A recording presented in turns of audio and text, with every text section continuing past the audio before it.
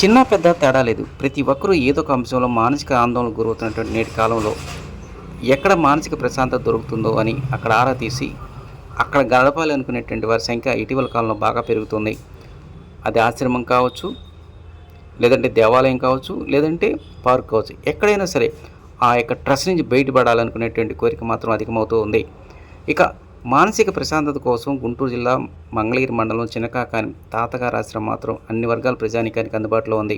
ఇదే సమయంలో సాధన అంటే కేవలం ఒక రోజు 2 రోజులు చేసి ఆపివేయటం సరికాదంటున్నారు ఆశ్రమ నిర్వాహకులు శ్రీ రామకోటి గురుగారు. వర్షాకాలం కావచ్చు, వేసవికాలం కావచ్చు, చలికాలం కావచ్చు, ఏది ఉన్నప్పటికీ రెగ్యులర్గా మాత్రం సాధన చేసినప్పుడు మాత్రమే దానికి సార్థకత ఏర్పడుతుందంటున్నారు ఆయన. ఎండ ఎక్కువగా ఉందని క్లాసులు ఆగిపోవడం, లేదంటే వర్షం పడుతుందని ఆ యొక్క ప్రార్థన ఆపేయటం వలన ఎలాంటి ఉపయోగం ఉండదంటున్నారు ఆయన. మీకు ఎంత పని ఉన్నా, ఎంత దూరంలో ఉన్నా కంపల్సరీగా రోజుకు అరగంట మాత్రం ధ్యానం చేయమంటారు ఆయన. మీరు చేసేటువంటి ఈ అరగంట ధ్యానం వల్ల రోజంతా మానసిక ప్రశాంతతగా ఉండే అవకాశాలు ఎక్కువగా ఉన్నాయంటారు ఆయన. సాధన గురించి పూర్తిగా అవగాహన లేక వాళ్ళు ఈ కాలాన్ని అడ్డబెట్టుకొని అవాయిడ్ అవుతున్నారు. ఒకసారి చూడండి, వెనకటి గురించి చెప్తూ ఉంటే మనకు తెలియదు, సినిమాల్లో చూపిస్తూ ఉంటారు,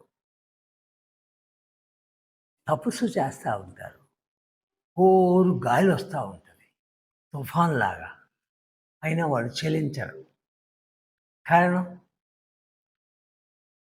ఆత్మ పరమాత్మతో కనెక్షన్ అయి ఉన్నప్పుడు ఈ శరీరానికి వేడి చలి ఇవన్నీ ఏమి తాకినా కానీ అవి పనిచేయవు. ఆత్మ ఒక్కటే పనిచేస్తూ ఉంటుంది. అప్పుడు వాళ్ళకి, ఆ చేసే వాళ్ళకి దాంట్లో నిమగ్నమై ఉన్నాము, ఆ ఆనందాన్ని ఎవరూ తీసేయలేరు, ఆ అనుభూతిని పొందుతుంటారు వాళ్ళు. అది తెలియని వాళ్ళు ఎండలే ఇప్పుడేం పోదాం ప్రేయర్కి, తెల్లారుజామున ఏం చలికేం పోదాం అని, వర్షం వచ్చేటట్టుకుంది మనం కనుక పోతే తడుస్తామో అని ఈ బాహ్య ప్రపంచానికి దడిసి అసలైన ముక్తిని ప్రసాదించే ఆ ధ్యానం కోసం పరుగులు తీయకుండా దాక్కుంటుంటారు. దీంట్లో ఉన్న రుచి తెలిసిన వాళ్ళు వర్షం వస్తే వర్షం దారిన వర్షమే, వేడి దారి వేరే, చలి దారి చలి, మనకెందుకు, ఆయన చూసుకుంటాడంతా అని వాళ్ళు వస్తారు. ఎట్లా పడతావు, నువ్వు వస్తూ ఉంటే ఆ ఇబ్బందిని తప్పిస్తూ ఉంటాడు ఆ మహానుభావుడు, మనకి ఇబ్బంది లేకుండా.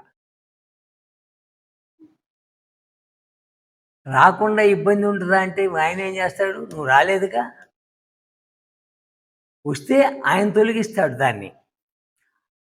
నువ్వు వచ్చేది నీ కోసం కాదు, పరమాత్మతో కూర్చోవడానికి వస్తున్నావు, నా కోసం వస్తున్నాడు, వాడికి ఏం జరగకూడదు ఆయన చూస్తూ ఉంటాడు.